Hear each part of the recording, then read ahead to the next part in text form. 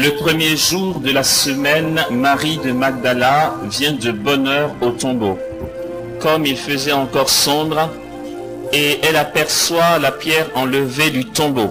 Elle court alors et vient trouver Simon-Pierre, ainsi que l'autre disciple, celui que Jésus aimait, et elle leur dit: « On a enlevé le Seigneur du tombeau et nous ne savons pas où on l'a mis. » Pierre sortit donc, ainsi que l'autre disciple, et se rendirent au tombeau. Ils couraient tous les deux ensemble. L'autre disciple, plus rapide que Pierre, le devança à la course et arriva le premier au tombeau. Se penchant, il aperçoit les linges gisant à terre. Pourtant, il n'entra pas. Alors arrive aussi Simon-Pierre, qui le suivait. Il entra dans le tombeau et il voit les linges gisant à terre, ainsi que le suaire qui avait recouvert la tête, non pas avec les linges, mais roulé à part dans un endroit. Alors entra aussi l'autre disciple, arrivé le premier au tombeau. Il vit et il crut. En effet, il ne savait pas encore que, d'après l'Écriture, il devait ressusciter d'entre les morts. Les disciples s'en retournèrent alors chez eux. Nous voyions tout à l'heure, avant la messe, que la réalité de la résurrection est un acte de foi. Adhérer à cette réalité qui est la résurrection est d'abord et avant tout un acte de foi. La raison ne peut pas l'expliquer, puisque par la résurrection du Christ éclate de manière plénière la manifestation du royaume des cieux au milieu de nous. On ne peut pas se l'expliquer, puisque le royaume des cieux est l'intervention du divin dans le temporel, de l'éternité dans le temporel, du divin au milieu des humains, d'accord? Et que cette préparation durant 3 ans des disciples leur a donné, après la grande épreuve de la passion, d'avoir le cœur disposé à croire tout de suite ce qu'ils ont vu dans le tombeau, à savoir le suaire et le linceul qui étaient là, et Jésus qui n'était plus à l'intérieur. Le corps du Christ était désormais libre de la matière. Il passait le linceul, il a traversé le tissu. Le tissu ne pouvait pas être un obstacle vu que même le mur ne l'est pas. Nous allons voir dans les récits de la résurrection bientôt à Pâques comment il apparaît au milieu de ses disciples qui sont souvent enfermés. Et puis il est là au milieu d'eux, comme si le mur, la matière ne le retenait plus. Pourtant, il prend soin de leur dire, et ça c'est très important, il prend soin de leur dire: regardez, c'est moi, touchez mes mains, regardez mes mains, regardez mon côté, c'est bien moi. Un esprit n'a pas de chair et n'a pas d'os. Dans ce que Jésus dit là, il fait réaliser aux disciples que ce n'est pas quelqu'un d'autre d'une part, et que d'autre part, c'est le corps qu'ils ont bien vu être crucifié, ce corps qui s'est baladé avec eux pendant 3 ans. C'est le même corps qui est là devant eux. Mais comment se fait-il alors qu'à ce moment-là, ils soient capables d'être au milieu d'eux alors qu'ils sont enfermés dans une pièce? L'Église l'explique. C'est pourquoi, dans la formation des séminaristes, il n'y a pas de théologie sans d'abord une base de philosophie. C'est très important. La philosophie éclaire la théologie et permet de mieux la comprendre. Alors, c'est ce qui se produit ici. Il voit, il croit, parce que sa résurrection est unique. Prémisse de ceux qui se sont endormis dans la mort, dit saint Paul. Sa résurrection est unique. Comment et pourquoi? Les théologiens, quand ils veulent chipoter ou embêter le petit peuple comme nous, ils vont dire le mot résurrection. Lorsque tu as prié pour quelqu'un qui est mort et qu'il est réveillé, il ne faut pas dire résurrection, il ne faut pas dire j'ai ressuscité un mort. Théologiquement parlant, il n'est pas juste de parler de résurrection quand on a prié pour un mort qui est réveillé. Puisque de résurrection, vont dire les théologiens, il n'y a que celle de Jésus, qui soit la résurrection. Quand Lazare est sorti du tombeau, les théologiens disent qu'il a été réanimé. Il faut dire une réanimation. J'ai prié pour un mort, il a été réanimé. D'accord? Pas ressuscité.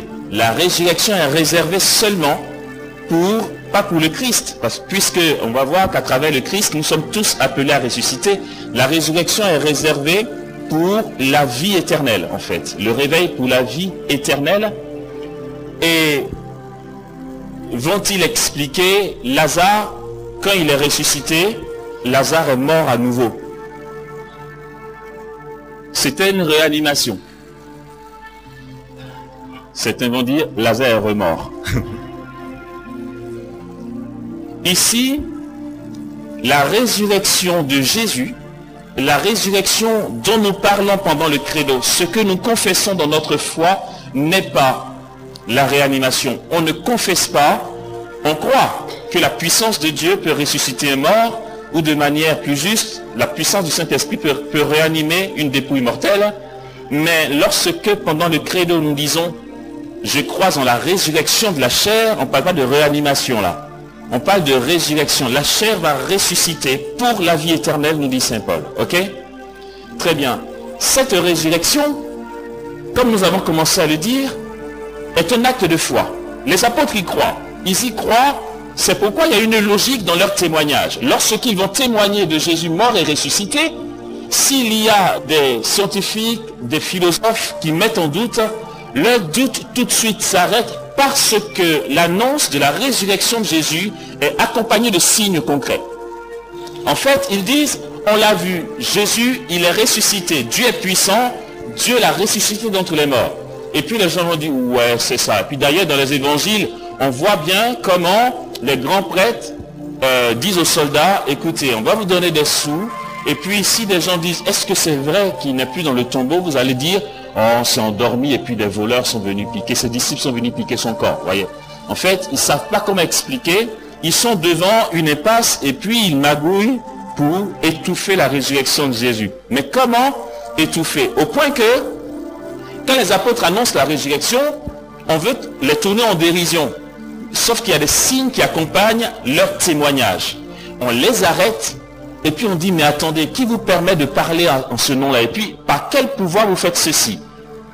Pierre dit, mais attendez, bon, je paraphrase, hein. Attends, vous êtes bornés ou quoi, les gars? On vous dit, vous l'avez mis à mort. Tout le monde l'a vu mourir en croix. Il est ressuscité et nous est apparu. Vous ne voulez pas croire. Maintenant, vous nous demandez par quel pouvoir on ressuscite les morts et qu'on guérit les malades. Mais c'est par le nom de Jésus qui est ressuscité désormais.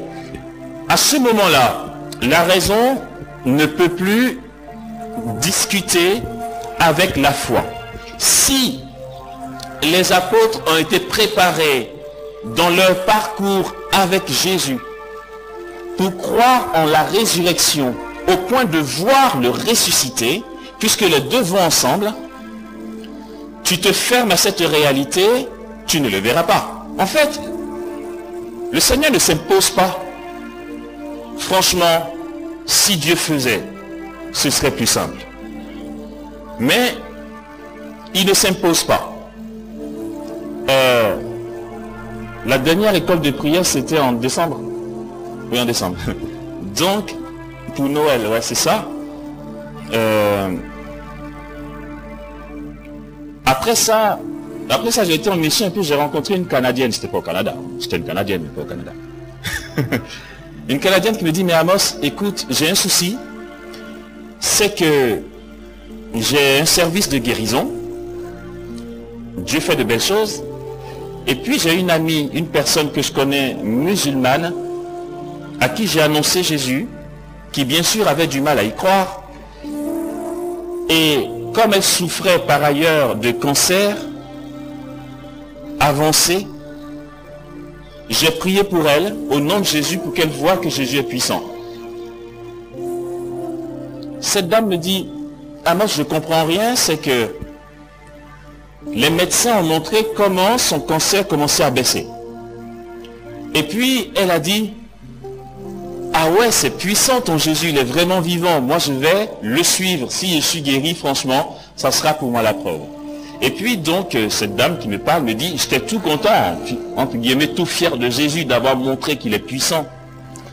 Et la musulmane commençait à venir au groupe de prière, au rassemblement d'évangélisation, jusqu'à ce qu'elle tombe encore malade et que le médecin se rende compte que le cancer revient de plus belle. Et là, bon, je ne vais pas dire le nom de la dame, je vais l'appeler Sophie. Elle ne s'appelle pas Sophie. Pour éviter de dire la dame, je dis Sophie, d'accord? Alors Sophie me dit, mais je ne comprends pas. Elle commençait à croire en Jésus, quoi. Comment ça le cancer revient? Pourquoi Jésus ne la guérit pas? Alors quand elle m'a dit que le cancer est revenu, bien sûr que Sophie a été troublée. Elle lui a dit, j'arrive chez toi. Donc elle est partie prier de plus belle, d'accord? En disant, non, on ne va pas se laisser avoir par les attaques. Parce que ça vient du démon. Elle a pris autorité, invoqué tous les noms possibles et inimaginables de Jésus pour que le cancer parte. Et puis non, ça évoluait. Pas de réponse, ça évoluait. Au point que donc la musulmane en question a été alitée, hospitalisée et que ça se dégrade. Alors Sophie me dit, ah moi je fais quoi? Comment tu peux expliquer ça? Mais comment Jésus ne voit pas que s'il la guérit, il gagne une âme? Elle était troublée. Je lui ai dit, écoute Sophie, je crois en ton ministère de guérison. Elle dit quoi? Je dis oui. Parce que tu me racontes ça. Je crois en ton service de guérison. Je dis comment ça? Je dis non, j'y crois parce que tu sais quoi? Les personnes que Dieu utilise pour des guérisons puissantes sont appauvries. Parce qu'il faut que tu parviennes à cet état d'appauvrissement pour que ton ministère devienne de plus en plus puissant. Tu sais, ça va ensemble. Plus les signes sont puissants, plus toi tu baisses en confiance en toi-même. Sinon, tu vas tomber dans l'orgueil. Tant que le Seigneur ne permet pas que tu te simplifies au fur et à mesure que l'œuvre grandit, si tu as encore un but de ta personne et que les signes sont trop puissants, tu vas très vite tomber dans l'orgueil. Tu vas croire que c'est toi. Tu vas penser que tu es le centre du monde, tu vois. Je lui ai dit, je crois en ta grâce, en ton service de guérison. Parce que, d'une part, tu sais, Sophie, Jésus, c'est pas toi. D'une part. D'autre part, tu n'es pas plus intelligent que Jésus. Tu n'as pas besoin de lui dire, mais Jésus, si tu l'as guéri, elle va croire en toi. Jésus n'a pas besoin de la guérir pour qu'elle croie en lui. Il ne fait pas ça. Il est très libre. J'aime bien citer ce passage-là, c'est l'un des passages préférés dans la Bible. C'est la liberté de Jésus, quoi. Franchement, c'est pas comme nous autres, là. Tu veux te créer un design pour qu'on dise, oh, Amos. Non, en fait. Non, Jésus s'en fout. Saint Jean dit, Jésus dit à ceux de ses disciples qui commençaient à croire en lui. J'aime trop ce passage. Donc, ils commençaient à croire. Je ne sais pas si vous comprenez bien. Ça veut dire qu'ils ne croyaient pas. De tout ce qu'il a fait, les miracles, tout ça, ils étaient sceptiques. D'un coup, ils se disent, on dirait que c'est vrai. Ils commencent à y croire. C'est pas une personne, un groupe de personnes. Jésus aurait pu dire, ah, ils commencent à y croire, je vais les prendre dans mon staff, tu vois. Il dit à ceux de ses disciples qui commençaient à croire en lui, il dit, hé les gars, si vous mangez ma chair et buvez mon sang, vous ne mourrez jamais. Tu as envie de dire, Jésus, tu ne peux pas être un peu pédagogue, là? Comment tu peux être si brut? Et Saint Jean dit qu'ils ont répondu, ah ouais, on hésitait. Mais là, vraiment, on voit que tu es possédé, mon gars. Et puis, c'est parti. Comme si le gars, il a fait exprès pour les chasser. Je crois pas. En fait, Jésus est. Il ne se laisse pas intimider, il ne se laisse pas acheter, il n'est pas dans le compromis. Il est et il agit selon la volonté de Dieu. D'accord? Ils sont partis. Elle dit à ses apôtres, vous aussi, vous voulez partir? Pierre dit, à qui irions-nous? Même si c'est chaud, on va aller où? Tu as les paroles de la vie éternelle. Voilà. Donc j'ai dit à Sophie, j'ai dit, tu vois, ne te rend pas malade à la place de Jésus. Tu vois? Reçu. En fait, tu souffres pourquoi? Tu souffres pour toi, ton orgueil, ou pour la gloire de Jésus? Je ne suis pas sûr que ce soit pour la gloire de Jésus. Si tu pries pour elle qu'elle guérit, elle va dire, ah, Sophie m'a parlé, le Dieu de Sophie est puissant. Toi, ça te rend crédible dans ta prière, dans ta foi. Et bien sûr, ta renommée s'élargit. Si ton souci, c'est Jésus, sache que Jésus seul est souverain. Il fera comme il veut. D'où l'importance de garder sa simplicité, sa pauvreté. Tu vois? Tu pries, et puis tu passes. À Boaké, c'était quand? Oui, on a fait 2 semaines là-bas, début février. Puis il y a eu des sessions de formation, tout ça. Et puis il y avait un week-end d'évangélisation. Samedi et dimanche, enfin moi je devais être parti, mais celui qui devait intervenir n'est pas venu. Donc le prêtre a dit, Amos, avec le noyau, on a vu qu'il ne faut pas qu'on te laisse partir parce que le prédicateur n'est pas venu. Bon, c'est ok. Je suis resté. Et puis, donc, il y a eu samedi l'évangélisation, dimanche aussi. Et puis dimanche soir, on a prié pour les malades. Et puis, il y a eu une série de guérisons, les gens sont venus témoigner, c'était très beau. Et quand ils retournaient à leur place, Jésus dit, appelle les grands malades maintenant. D'accord? Donc, quand on dit grands malades, il faut penser à ceux qui ont besoin de signes messianiques. Aveugles, boiteux, sourds, muets. S'il y a même un mort, vous pouvez l'envoyer aussi, vous voyez. Voilà. Bon, lui, il n'est plus malade, mais c'est pas grave. Donc, Jésus dit, fais venir les grands malades. Dans ce contexte-là, où il y a des bâches, il y a du monde, et puis tu es pointé au milieu de l'assemblée avec le micro, tout le monde te regarde, on dit, oh, c'est lui le prédicateur. Et puis en plus, on vient d'entendre des témoignages de guérison. Ils ont vu que Dieu a fait, ils ont acclamé, on a chanté tout ça. Hein. Et celui par qui Dieu a fait demande que les grands malades avancent. Donc là, les gens s'installent, ils se disent, waouh, ça va être puissant là. Attends, il appelle les boiteux, les sourds. Attends, on va s'installer. Le contexte, tu vois, le genre de contexte qui te met la pression. Qui te dit, Seigneur, est-ce que tu as... C'est vraiment toi qui as dit de les appeler ou... mais en fait, je me suis assez cassé la figure en fait. Je suis très orgueilleux. Donc je me suis assez cassé la figure. Maintenant je ne me prends plus la tête. J'ai décidé que je ne me prends plus la tête. Voilà. Je m'en fous. Je m'en fous qu'il y ait des regards curieux, spectateurs. Je m'en fous en fait. Je m'en fous. Si vous êtes dessus, que vous ne voulez plus nous inviter à Boaké, c'est pas grave. On ne va pas se prendre la tête à dire, Seigneur, pitié, il faut que tu fasses, parce que sinon, oh, qu'est-ce que les hommes vont penser? On s'en fout. Donc j'étais très libre en fait. Mais sauf que ceux qui sont en face vont se dire, oh, alors qu'est-ce qui va se passer? Donc je dis, est-ce qu'il y a des grands malades? Fais venir les grands malades. Les boiteux, les sourds, les aveugles, les muets. Ah, les gens s'installent, je vous assiste, ils se disent, allez, on va voir ça. Sauf que je sais que si moi je me prends la tête, ça sera chaud pour moi. J'ai perçu Jésus qui dit, fais-les venir. Moi, je ferme les yeux sur l'apparence des choses et j'obéis. Je suis bêteau. J'ai dit, faites-les venir. Ils se sont avancés. Et puis je leur ai dit, est-ce que vous croyez que Jésus peut le faire? Ils disent, oui. Ok. Moi aussi, je crois. Je vous dis l'atmosphère. Le coin est tendu. Les boiteux sont là. Silence dans l'assemblée. Le cœur n'ose même pas prendre un chant. Tout le monde est suspendu en ciel et terre. Mais il va faire quoi? Est-ce qu'il va tomber en transe un peu? On regarde, tu vois. Mais j'ai décidé que je m'en fous. Donc, voici comment j'ai prié. J'ai dit, je vais vous proposer d'ouvrir une main comme ça. Ils ont tous ouvert une main comme ça. J'ai pris la main du premier, j'ai fait ça. Jusqu'à celui qui est au bout. Et j'ai dit, merci. Retournez à vos places. Voilà. Parce qu'il a décidé que je m'en fous en fait, c'est pas moi qui fais. Je ne l'ai pas inventé, j'ai pas décidé que je vais prier pour les grands malades, peut-être que ça va faire fun pendant cette mission d'évangélisation.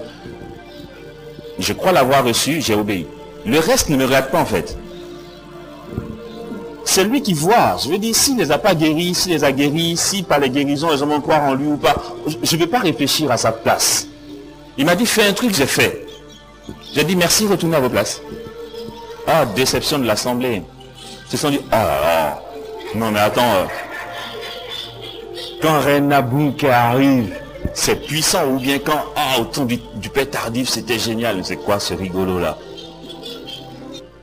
En plus, la semaine d'avant, il y a un certain, je ne sais plus comment il s'appelle là, voilà, Colanda qui était à Boaké. Il y avait des milliers de personnes dans les stades. Vous voyez les affiches à Boaké. Alors, les affiches disent trop long. Il a sa veste, il a la main comme ça, et puis la veste qui part comme ça, tu vois.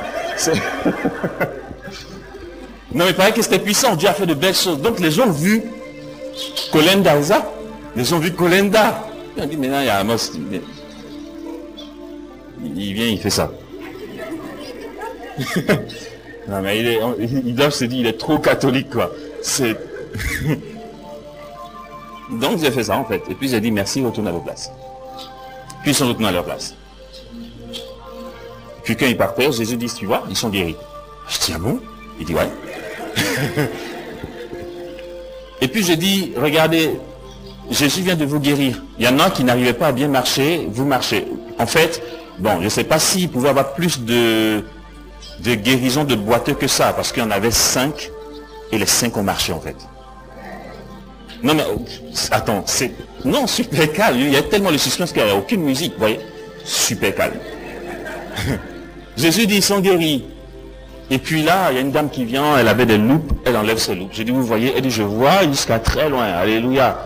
Le premier boiteux vient, il marche, tout le monde regarde. Vous savez, quand il dit, vous êtes guéris, l'assemblée se dit, ils sont où? Donc, on regarde. Et puis il y a quelqu'un qui marche. Il avance vers moi. Puis les gens regardent. Non, mais c'est pas un fantôme. Il avait vraiment ses béquilles, il a lâché ses béquilles. Le délire. Le deuxième avance. J'ai dit, vous aussi? Il dit oui. Le troisième, vous aussi? Ouais, ben le coin est gâté, tu vois. Non mais... il n'y a pas besoin de forcing, tu vois, c'est... En fait, il y a 4 qui se sont manifestés. Et puis d'autres guérisons aussi et tout. Et puis bon, ça finit en grâce, tout ça. Et puis avant de déposer le micro, mon regard se balade, je vois un monsieur tout au fond. Et Jésus dit, tu vois, ce mec-là, il est guéri, mais il n'est pas venu. Donc je vais. Je ne savais plus de quoi il souffrait. Il savait qu'il était là, mais je me suis dit, il ne sait pas. J'ai dit, monsieur, vous savez que vous êtes guéri, Jésus vous a guéri? Il me dit, oui. D'accord. J'ai dit, qu'est-ce que vous aviez?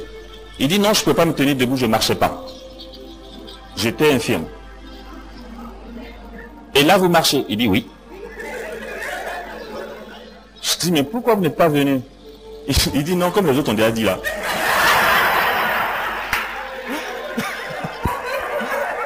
D'accord, voilà, chacun sa manière de voir, hein. Il n'y a pas de souci.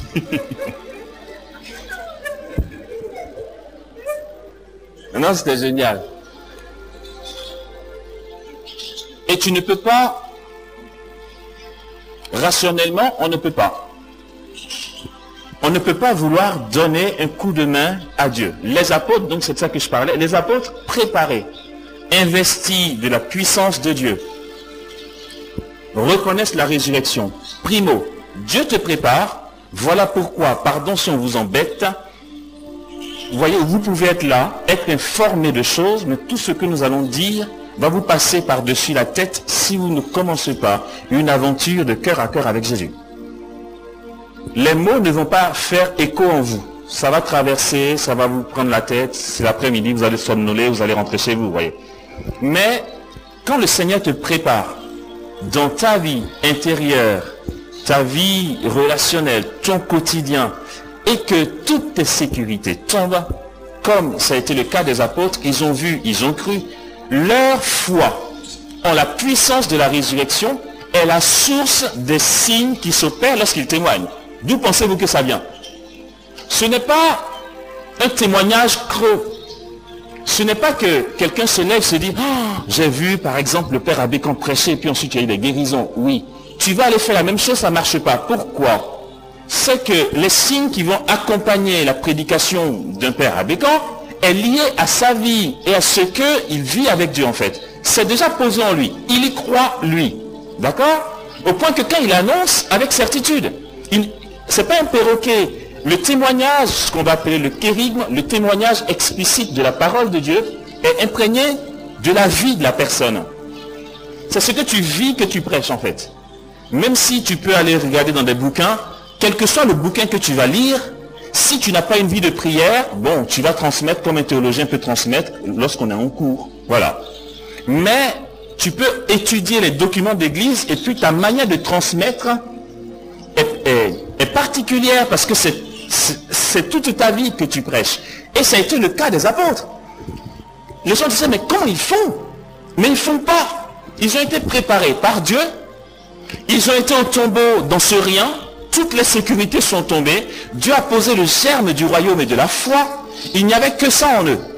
Leur foi ne s'appuyait que sur ce qu'ils ont vu. Pierre dit, nous ne pouvons pas, quant à nous, ne pas publier ce que nous avons vu et entendu. Ils ont vu, ils ont entendu, ils en sont convaincus. Saint Jean, quant à lui, il va dire, ce que nous avons vu, ce que nous avons touché, ce que nous avons contemplé de nos yeux, du verbe de vie, car la vie s'est manifestée, nous l'avons vu, nous avons mon témoignage. Voici comment ça marche, d'accord? Les apôtres, sûrs de la résurrection de Jésus, ils voient, ils croient. Ils croient que Jésus est ressuscité. La suite est logique. Il leur apparaît parce que il y a déjà eu une adhésion intérieure à cette résurrection. Et donc, ils vont annoncer, et puis les signes donc, de résurrection vont s'opérer. Ce que le monde ne peut pas expliquer. L'Église face à la société. L'Église face aux philosophes. L'Église face aux historiens, frères et sœurs, n'a pas à convaincre. Il y a un pasteur, je peux dire son nom parce que c'est passé à la télé. De toute façon, voilà, c'est pas affairage, c'est passé à la télé. Tant pis pour lui. Le pasteur Jimmy Swaggart était tellement sûr qu'il pouvait démontrer sa foi qu'il a donné rendez-vous à un savant musulman sur la réalité de la Bible. Son défi était voué à l'échec. Il s'est tapé la honte mondiale à la télé. Parce que le savant, c'était un savant. Lui, il est scientifique, il est objectif. Toi, tu veux défendre ta Bible objectivement? Jimmy Swaggart ne savait pas que la Bible n'était pas une vérité historique. Il veut démontrer par A plus B ce qui ne se démontre pas par A plus B, ce à quoi on adhère par la foi. Il s'est couvert de honte, c'était piteux, je vous assure. Et puis, tous les chrétiens qui ne savent pas que la Bible n'est que vérité de foi, non mais moi, j'étais jeune dans le temps, ça m'a ébranlé. Ça m'a ébranlé parce que le savant musulman explique par A plus B comment cette Bible n'est pas parole de Dieu. Et puis rationnellement, oui, tu dis, mais non, c'est vraiment pas parole de Dieu. Et les autres scientifiques, ceux qui écoutaient, qui sont objectifs, eux aussi ont donné raison aux savants. Voilà. Mais ce n'est pas comme ça que ça doit fonctionner. Les apôtres ne vont pas convaincre. Ils vont annoncer la résurrection de Jésus. Tant pis pour vous. Pierre, qu'est-ce qui s'est passé le jour de la Pentecôte? Il s'est levé au milieu des 11. Il a annoncé la vérité qui concerne Jésus-Christ. Il n'a pas dit, en annonçant, je vous supplie, croyez-moi, je vous assure, je vous dis la vérité. Ils s'en foutaient en fait. Bon, ils s'en foutaient. Je veux dire, il annonçait ce qui est en fait. Et il y avait du monde à Jérusalem. C'était pas son souci de savoir celui qui est derrière, de l'autre côté, comment il entend, qu'est-ce qu'il fait. Pierre a annoncé dans la puissance du Saint-Esprit, c'est le propre du message kérigmatique qui a toute sa source dans la résurrection de Jésus, une annonce kérigmatique dans la puissance du Saint-Esprit. Il parle. Et puis, que nous dit Luc dans les Actes des Apôtres? Il dit, quant à eux, ils eurent le cœur transpercé, au point qu'ils sont venus devant les apôtres en disant, frères, que devons-nous faire? Ça, le scientifique ne peut pas l'obtenir. L'historien ne peut pas l'obtenir. C'est une question de foi. Or, Pierre a parlé avec conviction. Il a été brisé, le gars. Il a été broyé au plus bas. D'accord? toutes ses convictions se sont écroulées. Il a dû même se dire, voilà, pendant que Jésus était au tombeau, il a dû se dire, le jour où j'ai dit tu es le Messie, fils du Dieu, il m'a confirmé que c'est le Père qui a parlé par moi. C'était quoi au fait ce truc?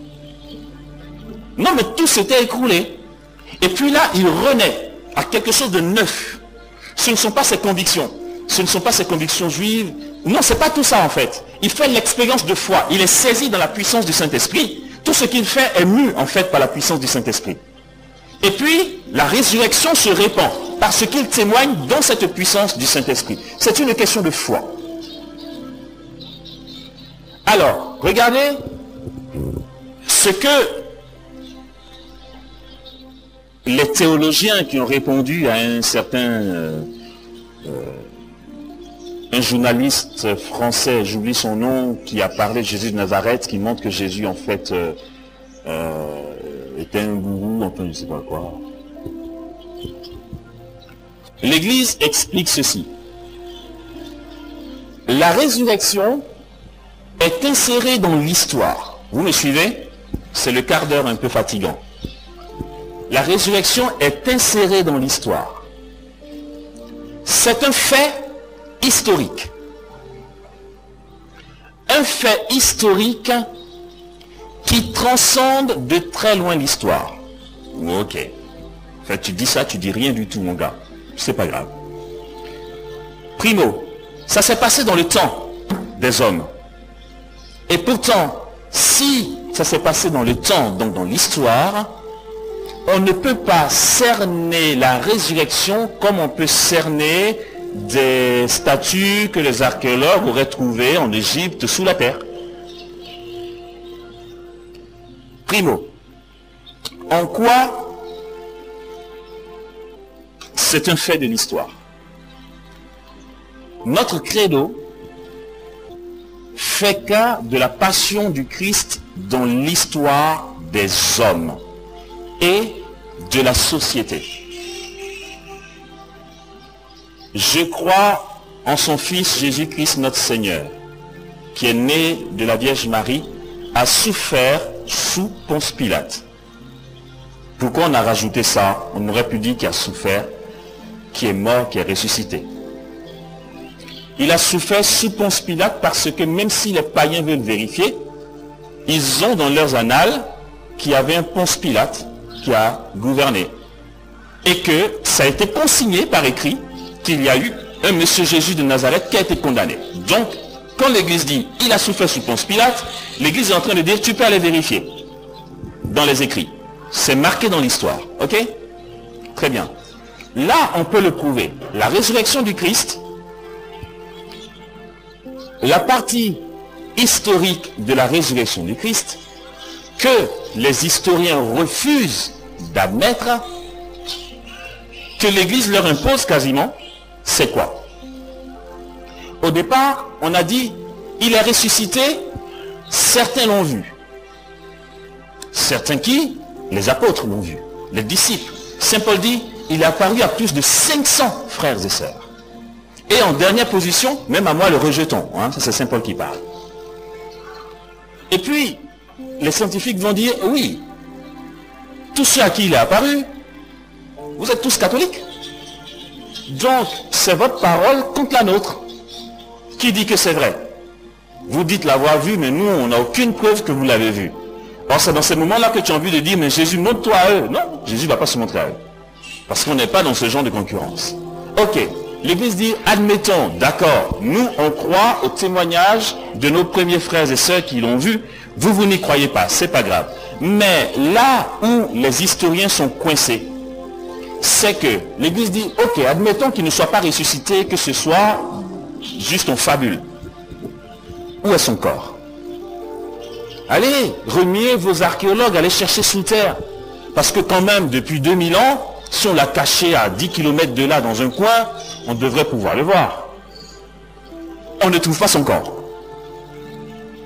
C'est le fait scientifique, objectif, historique, qui montre que la résurrection de Jésus est marquée dans l'histoire. Mais j'ai commencé par dire que les historiens refusent de l'admettre parce qu'ils continuent de chercher. Tu dis, ouais, mais un archéologue va trouver. Je vous assure, les pauvres juifs à Jérusalem, ils n'ont plus de repos. Tout le monde y vient.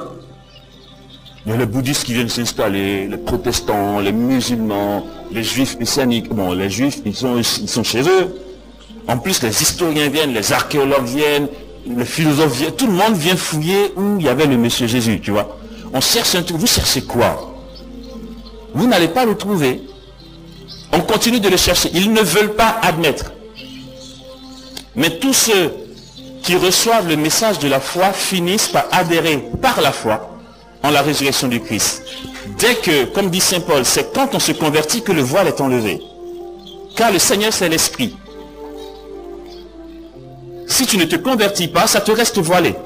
Et puis tu dis, mais attends, comment et pourquoi il ne se manifeste pas à moi? Sauf si Jésus veut le faire. Ok? Très bien. Fait historique. Parce que c'est dans l'histoire. Un fait historique qui transcende l'histoire, c'est ce que j'ai commencé par dire, dans ce sens que si on n'a pas trouvé son corps et que l'Église, dans sa foi, reconnaît le témoignage des apôtres, et qu'avant sa mort, bien sûr, avant sa résurrection, il est mort, et qu'avant sa mort, il a souffert sous Ponce Pilate, tout ça est consigné, la période, tout ça, c'est indiscutable. Bon, à quelques années près, d'accord? C'est vrai que l'an 0 est discutable, mais bon, ça c'est les détails de l'histoire. Ok, il y a tout ça. Comment s'opère cette résurrection? C'est bien et c'est une bonne nouvelle pour nous. C'est bien qu'on l'entende et qu'on le sache. Comment s'opère cette résurrection? Avant la messe, j'ai dit qu'ils ont trouvé les linges roulés. Ça n'a pas été déroulé. Il a traversé. La résurrection, œuvre de la Trinité sainte. Sachons que Jésus est ressuscité par le Père. Et que Jésus ne se ressuscite pas lui-même, mais participe à sa résurrection. Oh là là, bon, ça nous complique la vie. Je suis désolé, il faut qu'on dise ça bien. Jésus ne se ressuscite pas lui-même, mais participe à sa résurrection. Comment on peut comprendre cette phrase? Ça veut dire que si la volonté du Père n'est pas qu'il ressuscite, il attend. Il ne ressuscite pas. Il peut ressusciter et participer à sa propre résurrection que seulement parce que le Père a décidé de le ressusciter. Ok? Vous voulez que je reprenne? Et puis c'est l'après-midi, en plus c'est l'heure de la sieste et tout ça. Je suis désolé. Ok. Donc, le Christ ne se ressuscite pas lui-même, mais participe à sa résurrection. Le Père, par sa puissance, ressuscite le Fils dans le Saint-Esprit. Le Père, par sa puissance, ressuscite le Fils dans le Saint-Esprit. Il y a ici l'œuvre du Père et de l'Esprit. Au départ, certains ont pensé qu'il n'y avait que l'œuvre du Père et de l'Esprit, jusqu'à ce que l'on réalise que, comme j'ai commencé à le dire, le Dieu immuable n'aurait pas pu intervenir sans le Fils lui-même, le Verbe lui-même.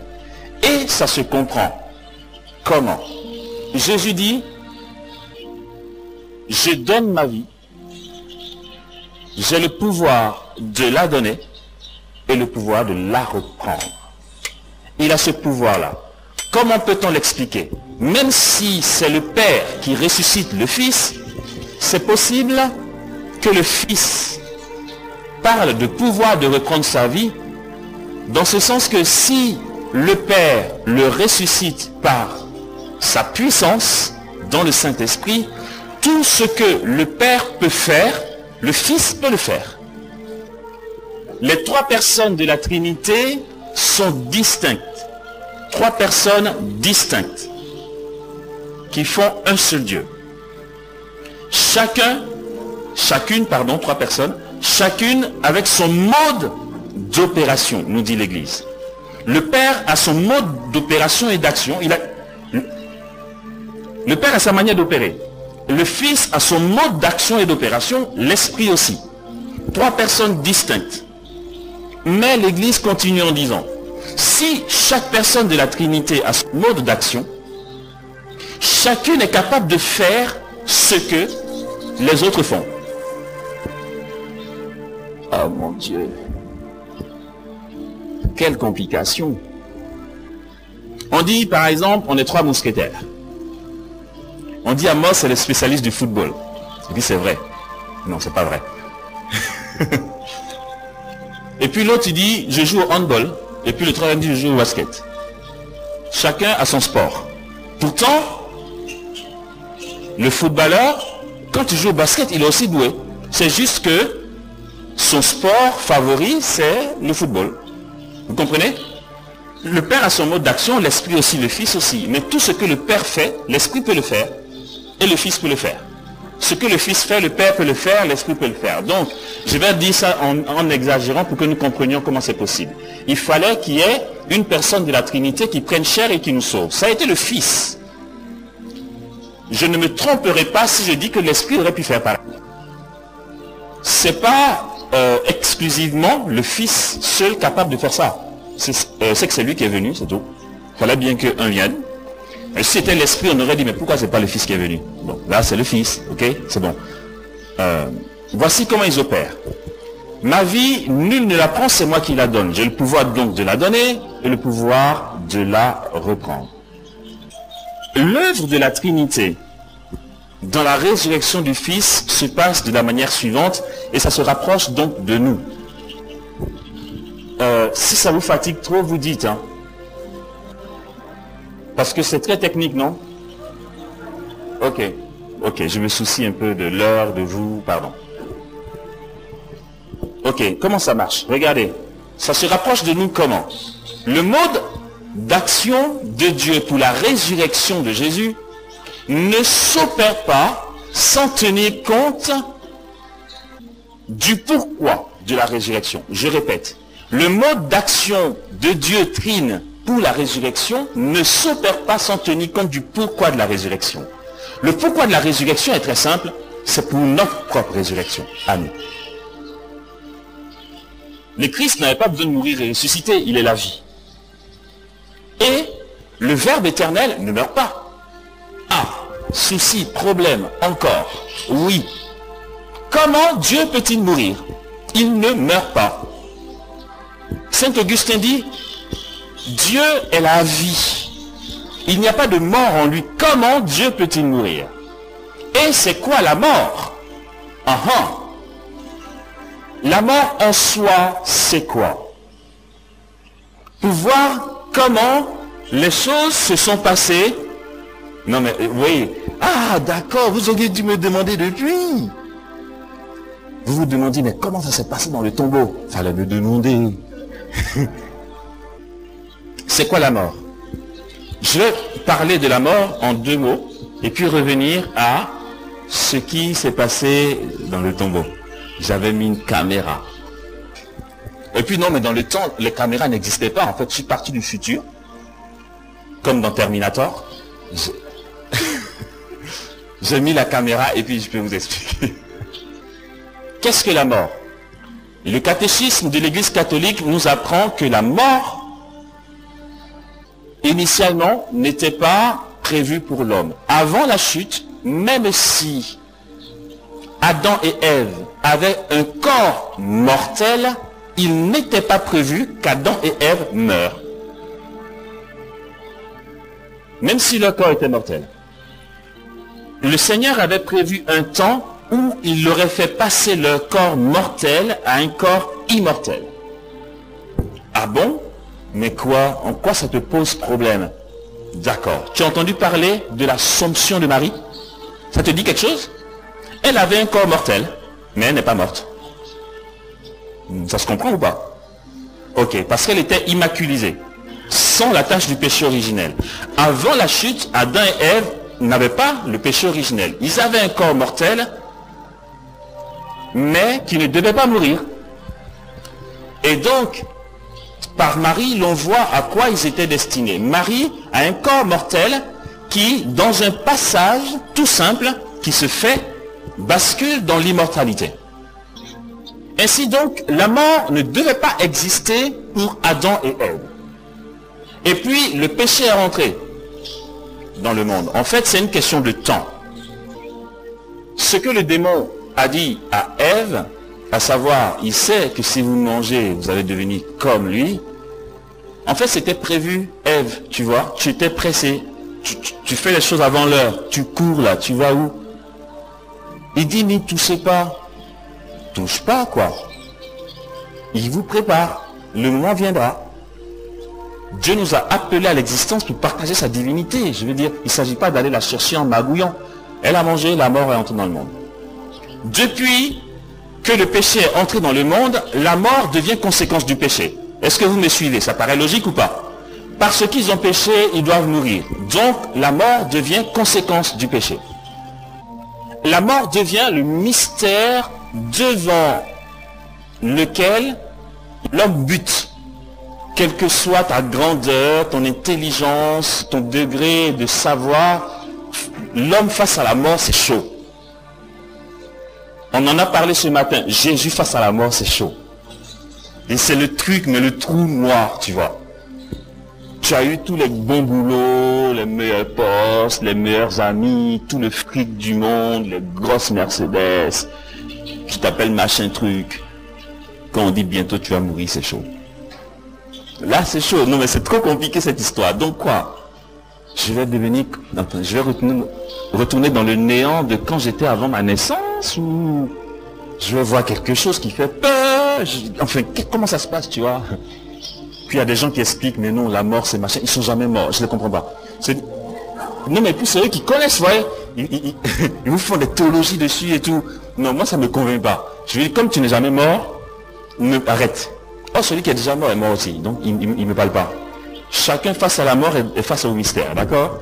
Jésus dit, Père, si c'est possible, tu vois, est-ce qu'on peut contourner? Non, il n'a pas contourné. Donc, la mort devient, depuis le péché originel, la bête noire de toute l'humanité. L'homme doit mourir. Le sens chrétien de la mort devient quoi du coup? Parce que Jésus meurt, il transforme le sens de la mort. Le chrétien ne meurt pas comme un sans-Dieu peut mourir. La mort devient l'entrée dans la vie pour le chrétien. C'est le sens chrétien de la mort. Celui qui meurt dans le Christ participe simplement à la victoire de Jésus. La mort qui te fait peur, la mort clinique dont on parle, si toutefois tu meurs en état de grâce, la mort dont on a peur, la mort conséquence du péché n'existe pas pour toi. Nous avons du coup deux morts en face de nous. La mort du sans-Dieu et la mort du chrétien. On va aller un peu plus en profondeur. La mort, c'est quoi? À quel moment dit-on qu'il est mort cliniquement? Quand tu n'as plus de pouls. Hein, docteur Bonny? Ça touche, je dis n'importe quoi. De toute façon, il a souri, il a dit, oh, le gars, il parle de choses qu'il ne sait pas. On te fait massage cardiaque, de bouche à bouche. Ça, les hommes aiment faire ça aux femmes, en fait, en général. Non, non, attends, une femme tombe dans les pommes, l'homme va venir très vite. Attends, on fait le bouche à bouche. Mais si son camarade garçon est dans les problèmes, il va dire, je ne sais pas comment on fait ce truc. Donc, on fait tout ça. À quel moment dit-on qu'il y a la mort? Lorsque le principe de vie qui est l'âme quitte le corps. Ok? L'âme, principe de vie. La définition de l'âme, c'est le principe de vie. Quand l'âme quitte le corps est inanimé. Il n'y a plus d'âme. Quand Dieu crée l'homme à partir de la poussière, il insuffle dans ses narines et lui donne le souffle de vie. Il lui insuffle l'âme, qui fait que la poussière que vous voyez en train de bouger ici est animée. Mais c'est que la poussière. Et puis, quand ce souffle qui est l'âme part, la poussière retombe. Puis ça pourrit. Et l'âme est partie. Ok. Ça, c'est la mort. Pourquoi cette mort se passe-t-elle comme ça? Alors qu'initialement, comme Marie, Adam et Ève devaient juste passer un petit passage pour traverser, pour passer de la mortalité à l'immortalité. Désormais, il n'y a plus ça. L'âme se sépare du corps. Depuis le péché originel, le principe de vie part. Au départ, avant le péché, il était question que le principe de vie demeure pour nous accompagner dans un état autre. Depuis le péché, la séparation existe entre l'âme et le corps. Donc, la mort, c'est quoi? C'est l'âme qui quitte le corps. Ok, si c'est l'âme qui quitte le corps, et qu'on dit, j'aime trop quand je vous complique un peu la mise. On dit, Jésus est mort. Ah, l'âme quitte le corps. Si l'âme n'a pas quitté le corps de Jésus, il n'est pas mort. Les orthodoxes disent, et dans le temps je disais, ouais, ils disent ça parce que c'est joli à entendre, mais ils n'ont pas raison. Mais ça se trouve, ils ont raison. Ils disent, il a triomphé le lion de Juda, il s'est endormi sur la croix. Il veille dans son cœur, la flamme de ses yeux ne s'est pas éteinte. Ouais, c'est joli à entendre. Joe, on dit il est mort. C'est quoi votre histoire de il est endormi, je sais pas, il veille dans son cœur? Il est mort. Cliniquement, il est mort, c'est vrai. L'âme de Jésus se sépare de son corps. Oui.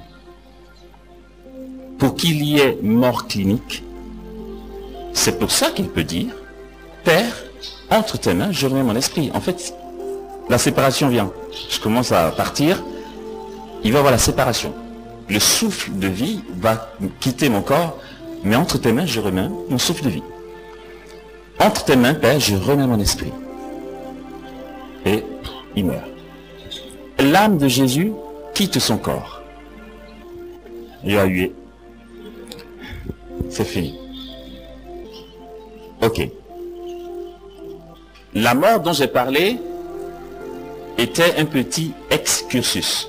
J'ai commencé par parler de la résurrection, fait historique qui transcende l'histoire. Ensuite, du Père, qui par sa puissance ressuscite le Fils dans le Saint-Esprit.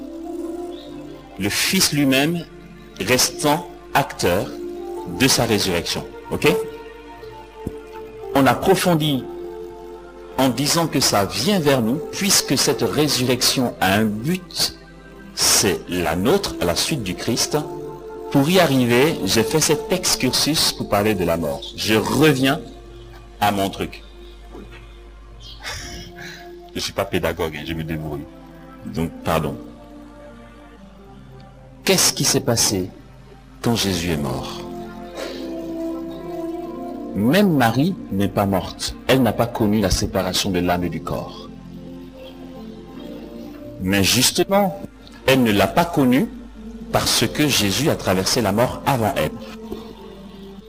Jésus a traversé la mort avant sa naissance en fait, pas avant sa mort. Avant que Marie ne naisse, les fruits de la mort de Jésus l'ont préservé du péché. C'est compliqué?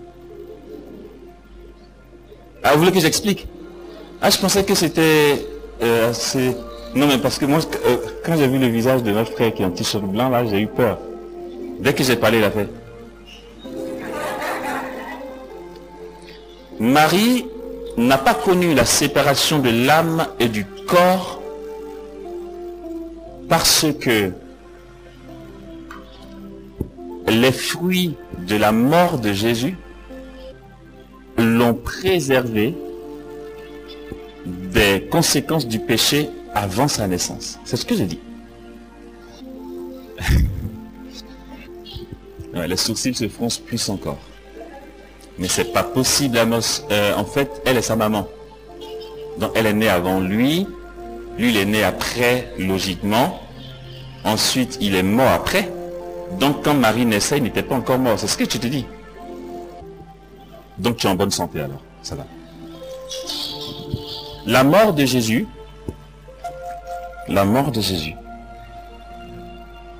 sa résurrection sont efficaces pour Adam. Jésus n'est pas mort seulement pour tous ceux qui vont naître après sa mort. L'efficacité de sa mort commence par Adam. Or, Adam est sauvé parce que Jésus meurt ici. Si Adam peut être au paradis, c'est parce que Jésus va mourir. Chaud patate.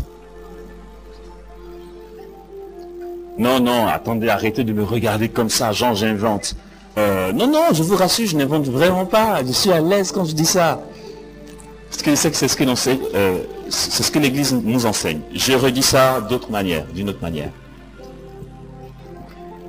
La mort de Jésus traverse le temps et l'espace. C'est une réalité spirituelle qui englobe et le matériel et l'immatériel. D'accord?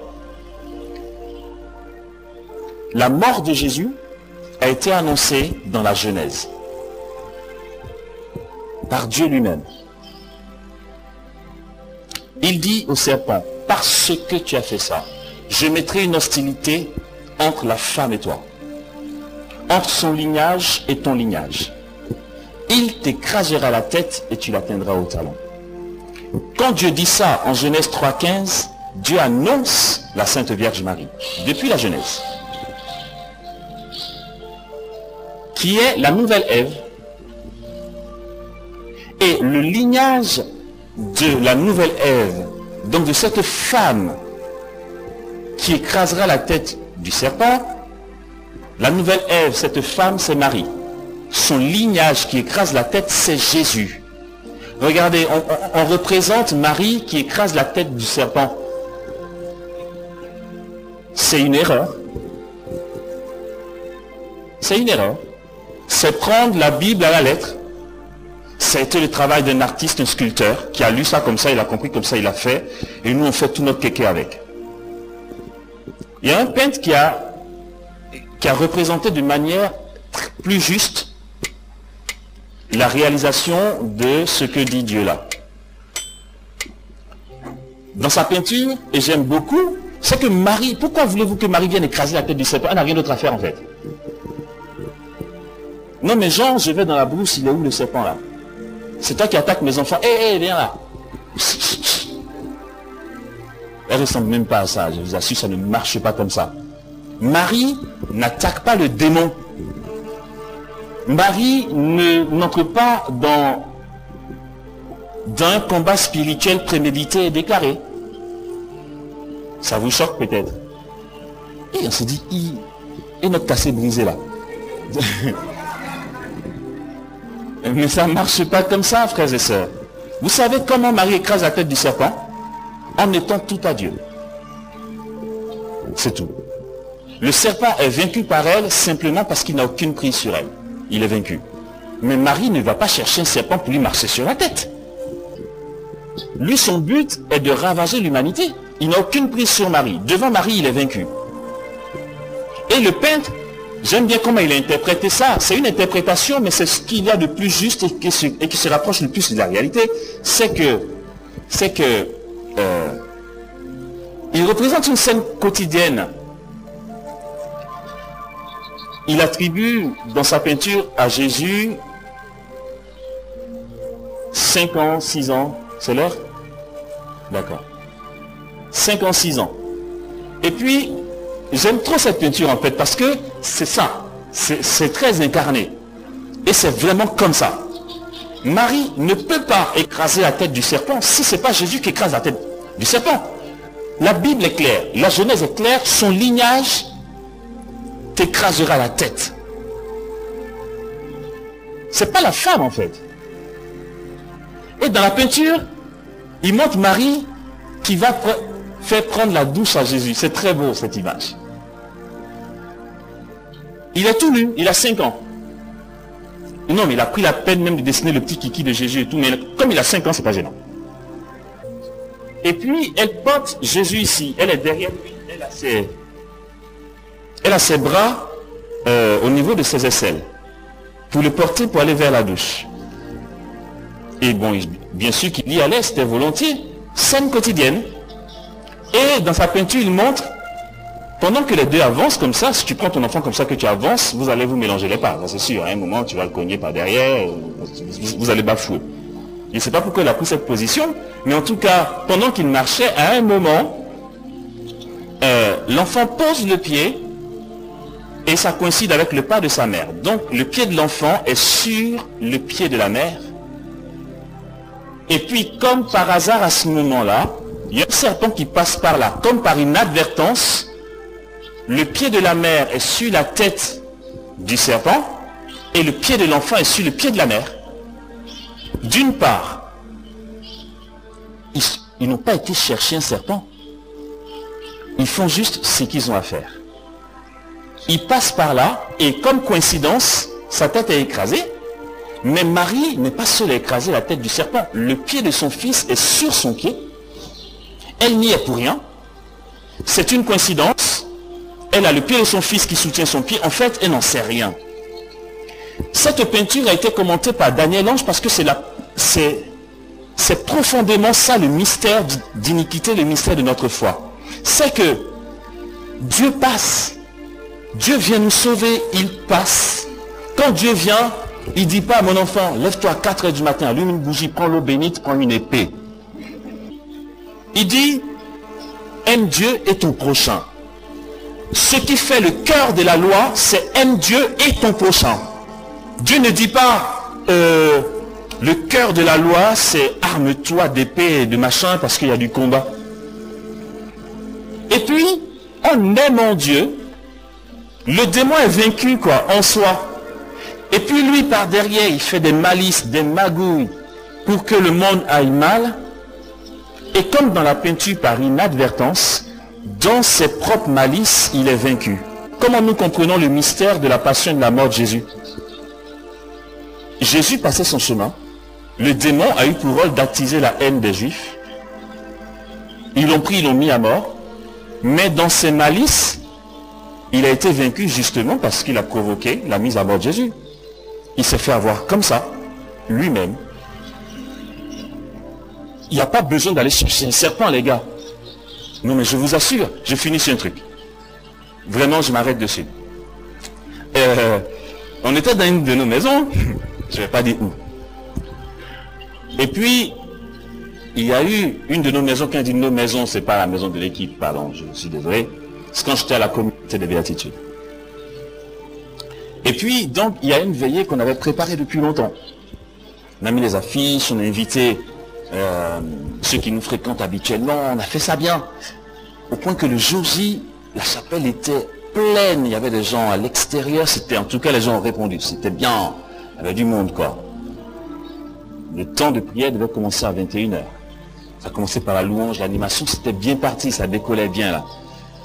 Qu'est-ce qui s'est passé? Non, mais moi, je vous dis ça, prenez ça pour vous, si ça vous intéresse, sinon laissez tomber, hein. Je vous assure, à un moment, quelqu'un arrive de l'intercession. Glisse un petit papier au berger. Un peu comme dans l'ancien temps, quand tu prends ton cheval pour aller faire une commission au roi.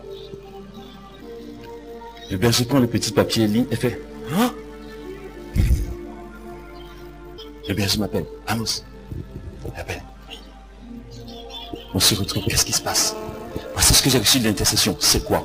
L'intercession dit que on priait. Et puis Dieu nous a dit que dans l'assemblée, il y a des francs-maçons qui sont venus pour contrecarrer la prière. Panique à bord. Cette belle veillée préparée dans de belles organisations, Dieu aurait pu faire de belles choses, c'est soldé par un programme de casser-briser. Non, parce que s'il y a les francs-maçons, il faut les attaquer. Sang de Jésus, sang de Jésus. Mais ton programme initial, tu ne fais plus? Ah non, non, on a pu faire. Mais on a passé le temps à chasser un éventuel démon. Je dis éventuel. Quel gâchis! Et l'Assemblée n'a rien compris, il y avait un thème. Non! Même la prédication était pensée sur le fait que vous venez dans des esprits bizarres. Vous allez voir la puissance. Mais c'est quoi le problème? J'ai dit au berger, je dis, c'est quoi ce gâchis? Non, on va pas se laisser faire. Non, mais je vous assure. J'ai rencontré une dame qui m'a dit, frère Amos, je suis devenu évangélique.